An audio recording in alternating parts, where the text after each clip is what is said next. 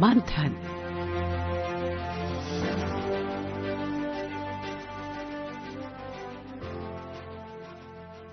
ये आकाशवाणी है। प्रस्तुत है कार्यक्रम मंथन। इसके अंतर्गत सुनिए इलेक्ट्रॉनिक उपकरण विनिर्माण योजना से भारत की प्रौद्योगिकी में बढ़ती आत्मनिर्भरता पर चर्चा। इसमें भाग ले रहे हैं आर्थिक विश्लेषक रंजीत मेहता और आकाशवाणी संवाददाता कमल कुमार प्रजापति। इलेक्ट्रॉनिकी और सूचना प्रौद्योगिकी मंत्रालय ने कल इलेक्ट्रॉनिक विनिर्माण योजना के दूसरे चरण को मंजूरी दी और इस दूसरे चरण में नई 17 परियोजनाओं के आवेदन को सरकार ने मंजूरी दी है। तो कुल मिलाकर जो भारत में इलेक्ट्रॉनिक कंपोनेंट्स हैं उसकी मैन्युफैक्चरिंग को लेकर अब टोटल 24 प्रोजेक्ट्स हो चुके हैं और 9 राज्यों में इन प्रोजेक्ट्स और यूनिट्स का विस्तार होने जा रहा है। उद्देश्य है कि भारत में इलेक्ट्रॉनिक कंपोनेंट्स के उत्पादन को बढ़ाया जाए, निर्यात पर निर्भरता कम की जाए। तो हम इसी विषय को गहराई से समझेंगे आर्थिक विश्लेषक रंजीत मेहता जी के साथ। बहुत बहुत स्वागत है रंजीत जी कार्यक्रम में आपका।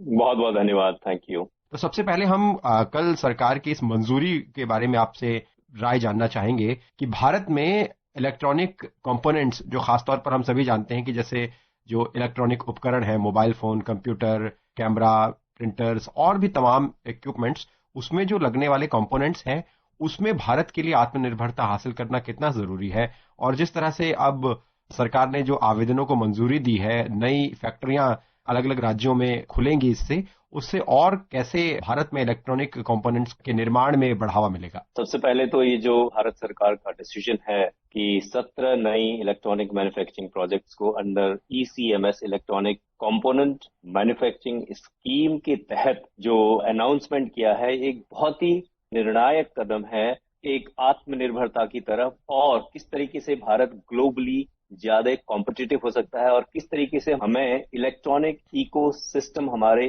देश में क्रिएट करें, जिसमें कि 7,172 करोड़ जो कमिटेड हैं, उससे जो है हम पूरा सप्लाई चेन को स्ट्रेंथन कर रहे हैं और जो इंपोर्ट में जो डिपेंडेंस है उसको रिड्यूस करने की बात है। और ये एक ग्रोथ का नया इंजन साबित होगा जो कि हाईटेक मैन्युफैक्चरिंग को प्रमोट करेगा। इससे भारत जो कि दुनिया का सबसे बड़ा इलेक्ट्रॉनिक मार्केट है, वहां से उभर करके हम एक दुनिया का सबसे बड़ा electronic manufacturing product development innovation hub Bharat को देखना चाहते हैं। यही इसकी परिकल्पना है, जिसमें आपने कहा कि इस चरण में करीब 250 एप्लीकेशंस आई हैं और इसमें 1.15 लाख करोड़ का इन्वेस्टमेंट कमिटेड है और इससे उम्मीद है कि करीब 10.34 लाख करोड़ का प्रोडक्शन शुरू होगा और करीब 1,42,000 जॉब इससे क्रिएट होने की उम्मीद है। बिल्कुल, क्योंकि ये आने वाला जो वक्त है, जिस तरीके से भारत जो है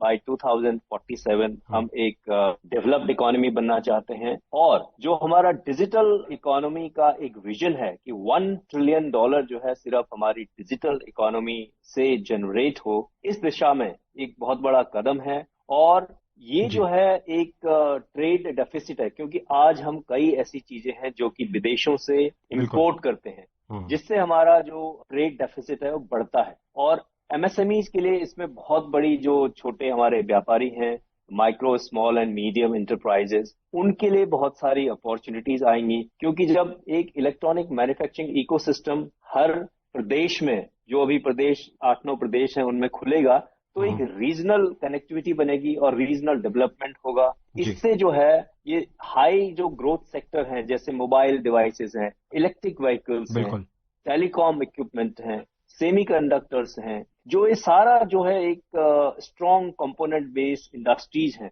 उनको जो है बहुत बड़ा बढ़ावा मिलेगा और इससे जो है स्किल जॉब भी बढ़ेंगे, टेक्नोलॉजी ट्रांसफर होगा और इन्वेस्टर्स का कॉन्फिडेंस जो भारत के एक मैन्युफैक्चरिंग इकोसिस्टम में उसमें बढ़ेगा और ये हमें डेफिनेटली एक लीडिंग इनोवेशन हब और इलेक्ट्रॉनिक प्रोडक्शन हब भारत इस दिशा की ओर कदम बढ़ाएगा। तो चर्चा में हम शामिल करते हैं केंद्रीय मंत्री अश्विनी वैष्णव का एक वक्तव्य, जो उन्होंने इस योजना के किस तरह से हमें सकारात्मक नतीजे देखने को मिलेंगे और किस तरह से सरकार प्रयास कर रही है मेक इन इंडिया को लेकर।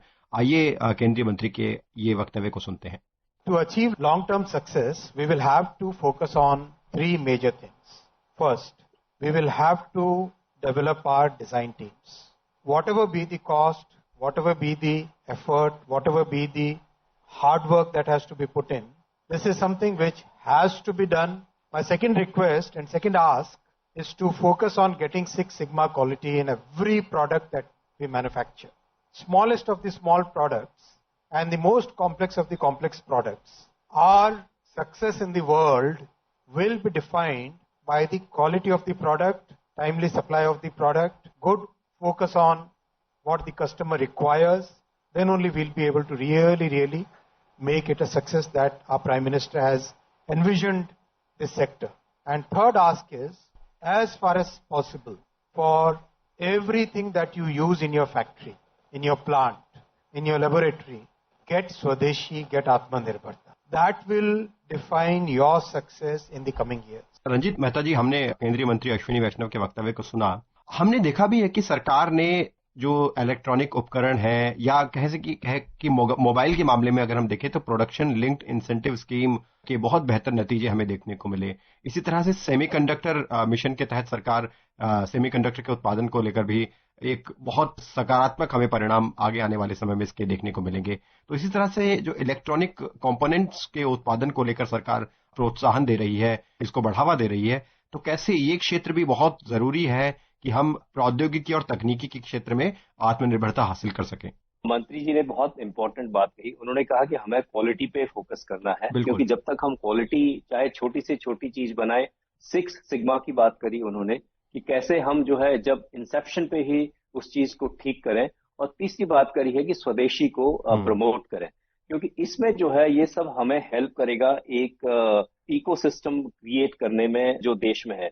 क्योंकि पीएलआई स्कीम का भी हमने रिजल्ट देखा। पीएलआई स्कीम एक बहुत ही सक्सेसफुल स्कीम रही, और ये सब जो अभी स्कीम जो गवर्नमेंट ने जो 17 new electronic component manufacturing projects जो लाई है, इससे जो है सबसे पहले तो इंडिया का इलेक्ट्रॉनिक मैन्युफैक्चरिंग बेस वो बहुत एक शक्तिशाली होगा, क्योंकि ये बहुत ज्यादा जरूरी है, जिसमें इमर्जिंग टेक्नोलॉजीज आएंगी और इससे कैपेबिलिटीज बनेंगी। और मंत्री जी ने कहा हमें जो है सिर्फ एक असेंबली वाला इकोसिस्टम नहीं क्रिएट करना है, हमें product design, development and innovation, ये एक बहुत बड़ी बात है। क्योंकि जब आप product design and development and innovation की बात करते हैं, उसमें जो हमारे हाईटेक इंजीनियर्स हैं, अगर हमें कोई डिजाइन यहाँ पे हमारे पास ट्रेडमार्क में नहीं है, हम ऐसी चीजें शुरू से ही प्रोडक्ट डिजाइन से लेकर के उसको मार्केट में लाने तक का जो इकोसिस्टम है, जब तक हम उसे तैयार नहीं करेंगे, तब तक जो है हम जो है लॉन्ग टर्म में ग्लोबल मार्केट में कॉम्पिटिटिव नहीं रहेंगे। और हमें आत्मनिर्भर बनना है, तो इसका मतलब क्या हुआ, हमें इंपोर्ट जो डिपेंडेंस है वो कम करना पड़ेगा, जिससे कि हमारा ट्रेड जो डेफिसिट है वो भी कम होगा, और मेक इन इंडिया को इससे बूस्ट मिलेगा। क्योंकि मंत्री जी ने भी कहा है कि कैसे हम जो छोटे व्यापारी हैं उनका हैंड होल्ड करें, और सप्लाई चेन में जो हमारे देश के स्मॉल, मीडियम, माइक्रो एंटरप्राइजेज हैं उनको कैसे इसमें हम ला सकें। क्योंकि इसमें जब सबको लाएंगे तो इससे कई तरीके की जो जॉब अपॉर्चुनिटी है हमारे यंग साथियों के लिए वो निकलेंगी, और जो एमएसएमई लिंकेजेस हैं, जो हमारे स्मॉल एंड मीडियम एंटरप्राइजेज जो हमारे उद्यमी हैं, कैसे रीजनल ग्रोथ इससे होगी। क्योंकि जो लोकल क्लस्टर्स हैं, उससे जो लोकल क्लस्टर, जो इंडस्ट्रियल क्लस्टर हर प्रदेश में बने हुए हैं, उसको अगर बल मिलेगा तो उससे एक ओवरऑल इकोसिस्टम बढ़ेगा, रीजनल कैपेबिलिटीज तैयार होंगी। वहां पे हर तरीके की, जैसे केबल है, पैकेजिंग है, sheet, metal, PCB, plastic moulding, इस तरीके की कई सारी जो कैपेबिलिटीज हैं प्रोडक्शन की, वो जो है डेवलप होंगी। और दूसरी बात यह है टेक्नोलॉजी ट्रांसफर होगा, क्योंकि जब यहाँ पे नई नई टेक्नोलॉजीज आएंगी और उसे रीजनल लेवल में यूज करेंगे, और किस तरीके से हम कैपेसिटी बिल्डिंग उसमें कर सकते हैं, तो ये सारी चीजें इस मैन्युफैक्चरिंग जो एक इकोसिस्टम हम बनाने की बात कर रहे हैं, इसमें तैयार होंगी, और हमारे देश के युवाओं के लिए एक जो जॉब अपॉर्चुनिटीज हैं वो बढ़ेंगी। क्योंकि अल्टीमेटली हम जो है आज देखिए दुनिया का सबसे बड़ा इलेक्ट्रॉनिक मार्केट है वो है भारत। क्योंकि जो हम इकोसिस्टम यहाँ क्रिएट करेंगे, हमारे देश में ही इसकी बहुत बड़ी कंजम्पशन होगी, क्योंकि हमें वही क्वालिटी देनी पड़ेगी हमारे उद्यमियों को जो इंटरनेशनल मार्केट में कोई और कंपनी दे सकती है। बिल्कुल। तो उसके लिए ये स्कीम है, उसके लिए हमें शुरू से ही जो है जीरो डिफेक्ट, जीरो इफेक्ट जो प्राइम मिनिस्टर का विजन है, और जो शुरू से मंत्री जी ने सिक्स सिग्मा की बात करी ये सब क्वालिटी पे जब हम फोकस करेंगे, चाहे छोटी से छोटी चीज हो, कोई भी चीज हम बनाएं, तो उसको अगर हम लॉन्ग टर्म विजन लेके चलेंगे तो डेफिनेटली हम वो इकोसिस्टम तैयार करेंगे जहां की भारत एक प्रोडक्शन हब की तरह निकलेगा, जो कि पूरे दुनिया में और सप्लाई कर सकता है। आपने युवाओं में इससे रोजगार बढ़ने की बात कही, तो अगर हम देखें भी तो जैसे गोवा, मध्य प्रदेश, जम्मू कश्मीर, ऐसे 9 राज्यों में इलेक्ट्रॉनिक मैन्युफैक्चरिंग जो कंपोनेंट्स हैं उनकी यूनिट स्थापित होगी। तो जो खासतौर पर ऐसे क्षेत्र हैं, ऐसे राज्य हैं जहां पर इलेक्ट्रॉनिक उद्योग थोड़े कम है, क्या उन राज्यों में युवाओं में एक नया स्किल सेट, नया कौशल जो इलेक्ट्रॉनिक मैन्युफैक्चरिंग का है उसको बढ़ाने में इससे मदद मिलेगी?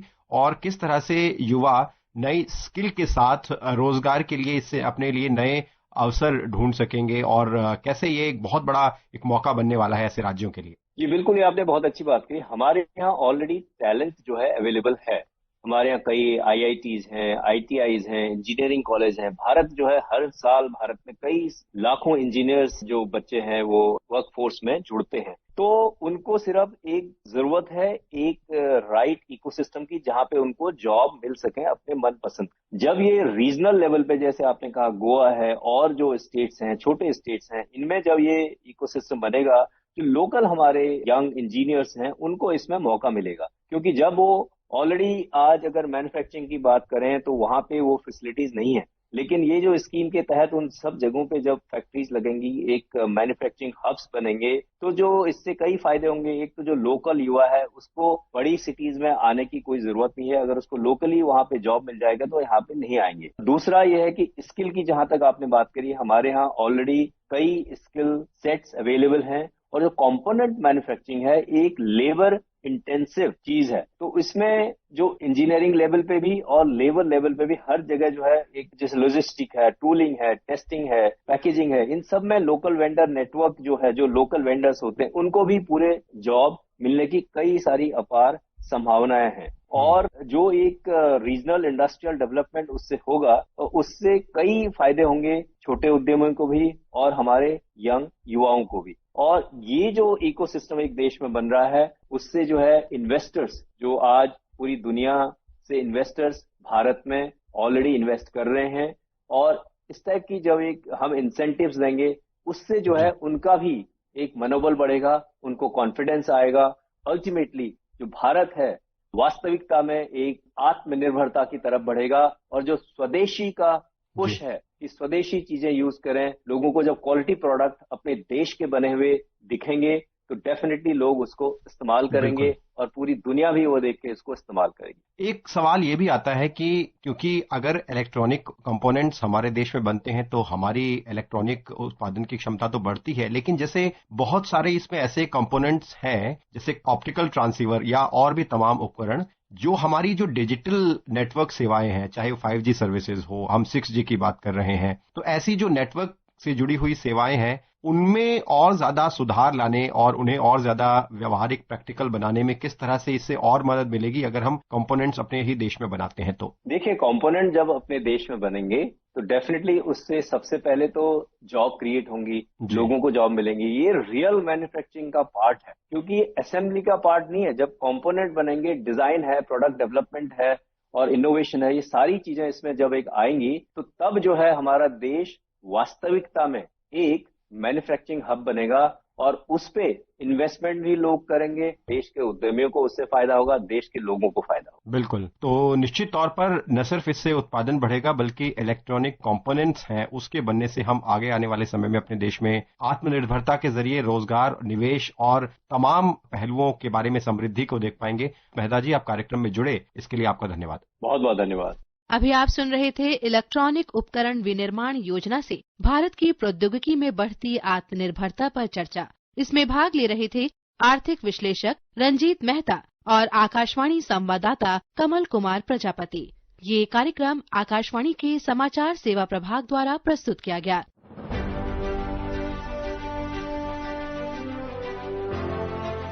मंथन।